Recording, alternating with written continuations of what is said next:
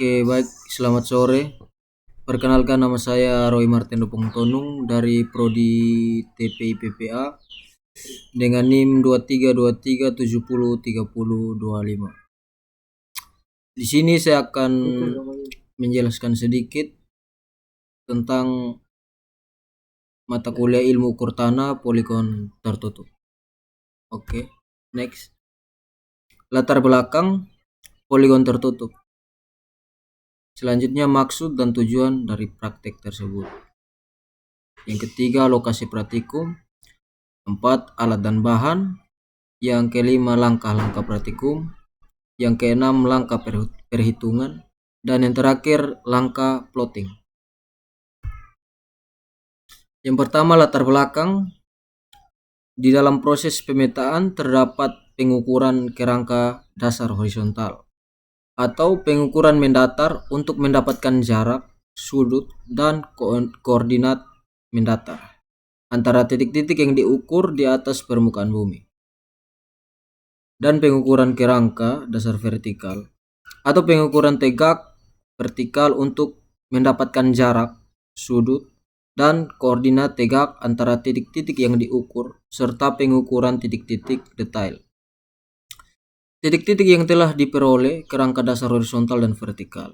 Inilah yang akan membentuk sebuah poligon yang dapat dilihat dengan adanya garis-garis yang menghubungkan titik-titik tersebut. Dengan metode poligon, posisi titik yang belum diketahui koordinatnya ditentukan dari titik yang sudah diketahui koordinatnya dengan mengukur semua jarak dan sudut yang ada dalam poligon. Dalam pembuatan suatu peta diperlukan pengukuran di lapangan. Pengukuran tersebut dapat dilakukan dengan sistem poligon yang dilanjutkan dengan pengukuran detail situasi. Selanjutnya, poligon digunakan apabila titik yang akan dicari koordinatnya terletak memanjang sehingga terbentuk segi banyak. Poligon. Pengukuran dan pemetaan poligon merupakan salah satu pengukuran dan pemetaan kerangka dasar horizontal yang bertujuan untuk memperoleh koordinat planimetris atau X dan Y. Titik-titik pengukuran poligon sendiri mengandung arti salah satu metode penentuan titik yang lain. Untuk daerah yang relatif tidak terlalu luas, pengukuran secara poligon merupakan pilihan yang sering digunakan. Karena cara tersebut dapat dengan mudah menyesuaikan diri dengan keadaan daerah lapangan. Penentuan koordinat titik dengan cara poligon ini membutuhkan antara lain, yang pertama koordinat awal, dan yang kedua asimut awal. Maksud dan tujuan. Maksud dan tujuan dilakukannya praktek ini agar yang pertama, mahasiswa dapat mendeskripsikan dan menganalisis pengertian dari poligon tertutup. Yang kedua, mahasiswa dapat mengetahui bagian-bagian dari teodolik dan cara kerja dari teodolik tersebut pada pengukuran dan pemetaan poligon tertutup. Dan yang ketiga, mahasiswa mampu menganalisa hasil data dari pengukuran poligon tertutup sesuai dengan toleransi yang telah ditetapkan dan mampu mengolah data dari hasil pengukuran tersebut. Dan yang terakhir, mahasiswa dapat menggambar hasil pengukuran areal dari hasil perhitungan dengan sketsa pada aplikasi Civil 3D. Oke, di sini lokasi dan waktu praktikum yang saya lakukan pada lapangan. Lokasinya di Perpustakaan Politeknik Negeri Kupang. Hari Kamis tanggal 6 Juli 2024. Waktu dari jam 10 pagi sampai jam 5 sore. Oke, selanjutnya di sini saya akan menjelaskan sedikit alat dan bahan nanti yang digunakan. Yang pertama, pesawat teodolik. Teodolik merupakan suatu alat yang dibuat untuk mengukur sudut, yaitu sudut datar atau sudut horizontal dan sudut tegak atau sudut vertikal. Dan yang kedua, rambu ukur jauh dan dekat. Rambu ukur dapat terbuat dari kayu campuran aluminium yang diberi skala pembacaan. Ukuran lebarnya 4 cm, panjang antara 3 meter sampai 5 meter pembacaan. Dilengkapi dengan angka dari meter, desimeter, sentimeter, dan milimeter. Yang ketiga, statif. Statif berfungsi sebagai tempat atau dudukan pesawat teodolik. Yang keempat, meter roll.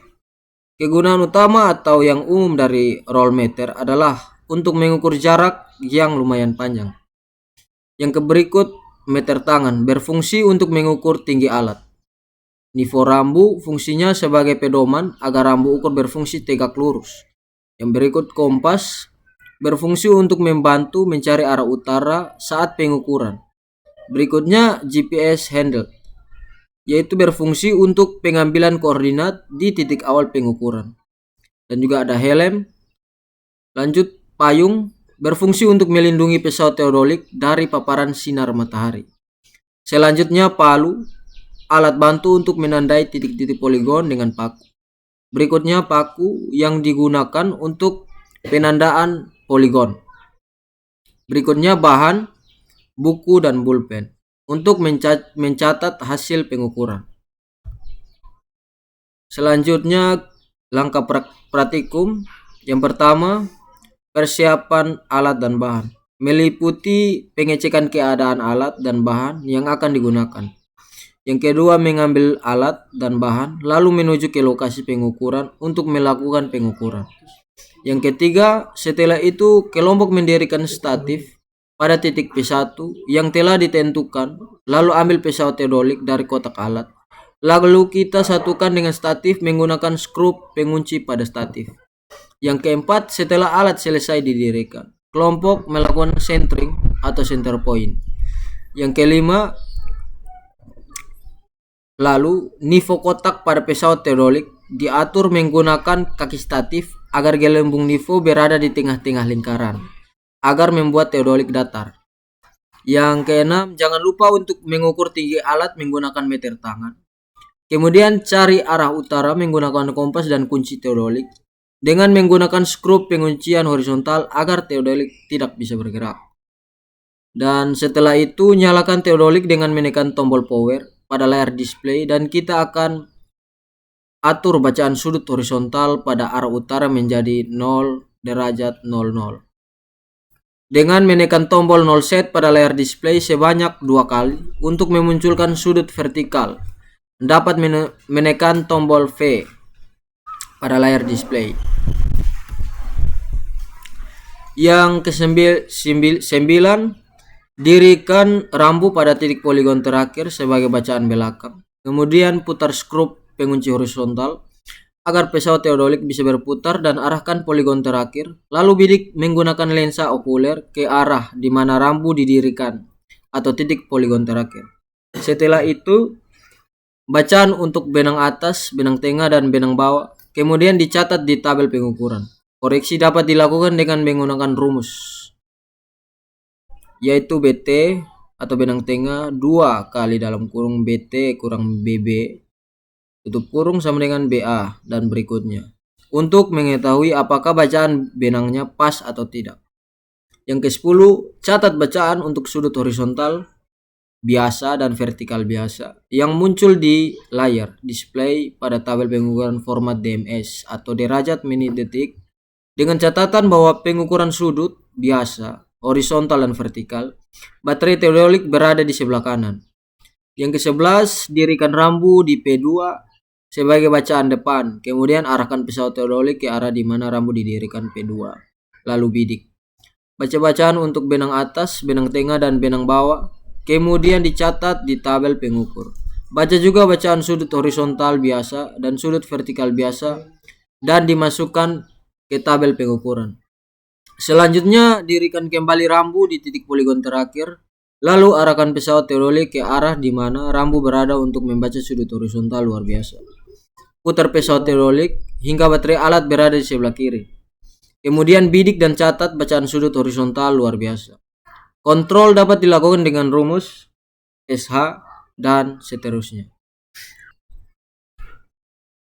Oke, selanjutnya dirikan rambu di P2 lalu lakukan langkah yang sama seperti langkah sebelumnya untuk membaca bacaan luar biasa. Kemudian putar alat kembali ke keadaan biasa. Baterai alat di sebelah kanan. Setelah itu, arahkan pesawat ke detail-detail yang dapat dijangkau dari P1. Lalu lakukan langkah untuk membaca bacaan benang atas, benang tengah, benang bawah, dan bacaan sudut horizontal biasa dan vertikal biasa, kecuali bacaan luar biasa. Dan jangan lupa untuk mengambil koordinat di titik awal P1 menggunakan GPS. Setelah itu, pindahkan alat ke P2 dan lakukan yang sama seperti langkah 3, 4, 5, dan 6. Ketika alat berada di P2, tidak perlu lagi mencari arah utara seperti di titik P1. Tetapi kita bidik ke arah P1 sebagai bacaan belakang, lalu tekan 0 set untuk membuat bacaan menjadi 000. Setelah itu lakukan seperti pada langkah 9, 10, 11, 12, 13, dan 14. Selanjutnya untuk titik berikutnya sampai titik poligon terakhir, lakukanlah langkah-langkah yang sama seperti yang telah dijelaskan sebelumnya. Kemudian lakukanlah pengukuran jarak antara titik poligon lainnya dan titik poligon ke detail-detail yang diambil menggunakan pita ukur atau meterol. Setelah selesai, periksa dan bersihkan alat lalu kembalikan ke lab. Oke, selanjutnya kita masuk ke dalam langkah perhitungan. Yang pertama, rubah format sudut dari DMS menjadi DD dengan cara D tambah M per 60 tambah S per 3600. Selanjutnya, hitung sudut beta dengan cara kurangkan sudut horizontal depan dengan sudut horizontal belakang. Dengan catatan nilai sudut tidak boleh negatif. Jika negatif, sudutnya ditambahkan dengan 360. Selanjutnya langkah ketiga, hitung beta persyaratan dengan rumus N tambah 2 kali 180 dengan N sama dengan banyaknya titik poligon. Hitung nilai koreksi dengan rumus beta persyaratan jumlah beta rata-rata. Selanjutnya tambahkan koreksi tersebut ke beta rata-rata. Kontrol jumlah terkoreksi harus sama dengan beta persyaratan. Selanjutnya hitung asimut delta untuk titik awal langsung didapat asimutnya. Untuk titik selanjutnya dihitung dengan menggunakan rumus delta n kurang 1 tambah b beta n kurang 180 dengan catatan sudut tidak boleh negatif dan lebih dari 360. Jika negatif ditambah 360, jika lebih dari 360 dikurangi 360. Selanjutnya langkah kelima, rubah sudut vertikal ke DD. Hitung healing 90 kurang DD. Hitung jarak dengan rumus 100 kali benang atas kurang benang bawah kali cos pengetua healing. Untuk di Excel 100 kali benang atas kurang benang bawah kali cos radians buah kurung H tutup kurung.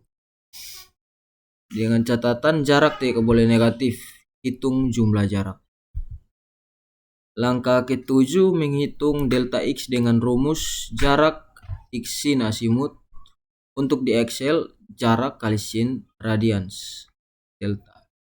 Hitung jumlah delta X untuk titik poligon saja.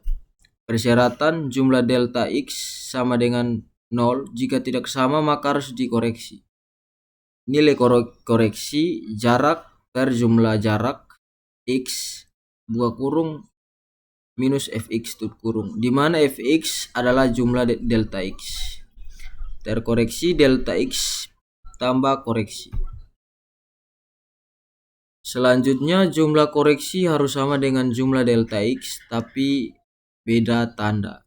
Lalu jumlah terkoreksi harus 0. Dan langkah ke-8, hitung C dengan rumus jarak X cos asimut. Untuk di Excel, jarak kali cos radians. Selanjutnya hitung jumlah delta Y khusus untuk titik poligon saja. Persyaratan jumlah delta Y sama dengan 0. Jika tidak sama maka harus dikoreksi. Nilai koreksi jarak per jumlah jarak X Fy, di mana Fy adalah jumlah delta Y. Terkoreksi delta Y tambah koreksi. Selanjutnya jumlah koreksi harus sama dengan jumlah delta Y tapi beda tanda, lalu jumlah terkoreksi harus 0. Langkah ke-9 menghitung beda tinggi delta H dengan rumus jarak X tan H tambah tinggi pesawat benang tengah kurang benang tengah. Selanjutnya hitung koreksi jarak per jumlah jarak X Fz, di mana Fz adalah delta H. Selanjutnya koreksi delta H plus koreksi dengan jumlah koreksi harus sama dengan jumlah delta Y tapi beda tanda, lalu jumlah terkoreksi harus 0. Langkah ke-10 yaitu menghitung koordinat X, Y, dan Z. Konversi satuan dari milimeter ke meter untuk koordinat X, delta X tambah X. Untuk koordinat Y sama dengan delta Y tambah Y. Untuk koordinat Z sama dengan delta H tambah Z. Langkah plotting. Pertama, pisahkan data X, Y, Z dan keterangan ke dalam sheet baru dengan format pens, atau P sama dengan poin atau urutan, E sama dengan S atau X, N sama dengan north atau Y, Z sama dengan elevasi Z dengan, dan D sama dengan deskripsi atau keterangan. Selanjutnya buat file notepad dengan cara klik kanan pada layar desktop, lalu klik new dan klik new dokumen. Setelah itu blok semua data kecuali pens bagian atas, lalu copy dan pindahkan ke file notepad yang tadi telah dibuat dan di save. Kemudian buka aplikasi Civil 3D Matrix, lalu klik new drawing. Setelah itu pada menu home, klik bagian points, klik point creation tools, lalu pilih menu import point, pilih tanda plus berwarna hijau. Pilih file notepad yang tadi telah dibuat, lalu sesuaikan format pada spesifik point file menjadi pens dan klik OK. Selanjutnya lakukan zoom expression dengan mengetik Z, I, lalu enter. Selanjutnya untuk menampilkan nama titik pilih semua, Ctrl A. Lalu pada point group properties dan pada point label style ganti ke description only. Selanjutnya atur ukuran point label style dan ukuran huruf deskripsi agar tampilan tumpang tindih. Dan untuk membuat kontur, klik home, pilih surface dan klik create surface. Pada surface style pilih kontur 1M dan 5M atau background. Atur interval konturnya 8 interval minor menjadi 0,2. Apabila daerahnya datar, sekalian diatur untuk lebih smooth kontranya. Selanjutnya pada menu modify, klik add data, lalu klik point group, tekan enter, lalu pilih surface dan klik OK. Setelah itu klik all points, lalu tekan OK. Selanjutnya hubungkan titik-titik berdasarkan pengukuran di lapangan dengan menggunakan polyline atau PL. Untuk print, silakan pertama-tama pada layout 1, klik kanan, lalu ke form, templates, dan pilih map book. Setelah itu ketik viewports, lalu enter untuk mengatur skala pada tool yang di bagian bawah kanan bawah. Kalau ingin mengedit skala, bisa pilih custom lalu atur sesuai skala yang diinginkan. Setelah itu untuk mengubah format yang ada di sebelah kanan, klik kanan lalu pilih block editor dan disesuaikan formatnya. Dan ada sedikit saran. Pertama, sebelum dan sesudah praktek, periksalah peralatan praktek yang dipakai. Mahasiswa diharapkan menguasai materi terlebih dahulu sebelum melakukan praktikum, sehingga dapat melaksanakan praktek dengan baik dan benar. Selanjutnya bersihkan dan mengecek semua peralatan praktek sebelum dikembalikan. Dan selanjutnya perhatikan dan pahamilah semua arah dan petunjuk dari pembimbing. Oke, di sini ada sedikit kesimpulan. Dengan pelaksanaan praktikum ini, dilakukan pengukuran poligon tertutup dengan menggunakan alat teodolik serta beberapa alat bantu lainnya. Dalam praktikum ini juga mahasiswa dapat memahami cara kerja alat teodolik, membaca sudut horizontal dan vertikal, membaca rambu, menghitung data hasil pengukuran di lapangan, dan melakukan penggambaran atau plotting dari data yang ada menggunakan aplikasi Civil 3D. Oke, sekian dari saya, Roy Martin Dobong Tonung. Terima kasih.